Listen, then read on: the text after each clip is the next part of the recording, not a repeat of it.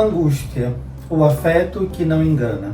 Esse é o tema de mais esse episódio do podcast Meu Lacaniano Favorito. Podcast para falar das minhas questões histéricas, das minhas histórias histéricas, dos perrengues clínicos e de outros detalhes da vida. E hoje eu decidi falar sobre a angústia na clínica, mas a angústia na vida. Eu tenho estudado, em alguns grupos de estudos, eu tenho me dedicado a falar um pouco sobre isso, sempre por uma razão contingencial, nunca com um motivo específico a respeito da angústia, mas principalmente no registro de uma preocupação de qual seria ou qual é ou qual está sendo os destinos da angústia na contemporaneidade. A forma como eu fui ensinado a lidar com a angústia foi sempre reprimindo-a, destinando-a no sentido de encontrando um outro nome para ela, psicoeducando essa angústia, dizendo para si mesmo que ela não estava ali. Quando sempre houve notícias, quando a angústia aparecia, ela sempre dava notícias de alguma coisa. E aí eu me lembro, e vou aproveitar para falar disso, no momento da minha experiência de me assumir gay. Foi um momento bem difícil para mim, foi preciso um tempo de análise para que eu pudesse construir para mim mesmo aquilo que já estava aqui dentro. Mas também foi um outro momento difícil quando eu decidi, e para mim era muito importante colocar isso para minha família, que aquela era a minha forma de amar e de existir no mundo.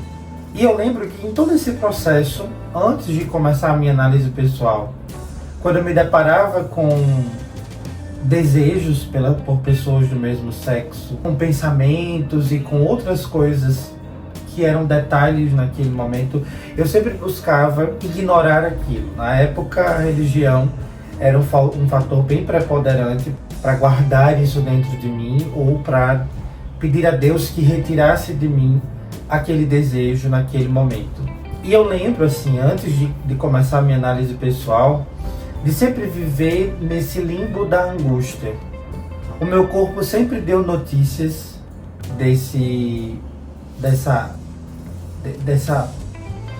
dessa falta de palavras para poder dizer daquilo que naquele momento me ocorria.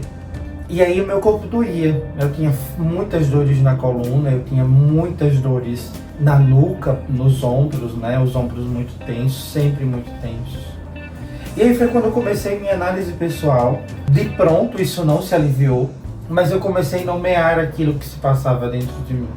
Aí depois de 3, 4 anos de análise foi o momento em que eu consegui dizer para mim mesmo do que dava notícias daquela angústia que me ocorria. E esse é um ponto muito interessante na angústia dentro da clínica, mas também fora dela, na nossa vida enquanto analisantes também. Quando ela aparece, ela sempre dá notícias de alguma coisa. E é sempre alguma coisa que nós sabemos o porquê aquilo está ali, mas quereríamos não saber. É isso que a angústia ela sinaliza. Ela rasga o véu de uma possibilidade de nos enganarmos. E aí é onde a angústia ela entra não como inimiga, mas como uma aliada ao nosso desejo.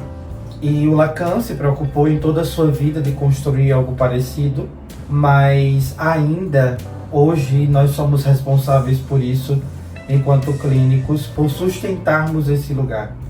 E aí tem outro trabalho, que é a angústia do analista, da posição do analista, que tem outros desdobramentos, e isso valeria um outro episódio só para falar da angústia do analista. Mas eu falo aqui da angústia enquanto analisante.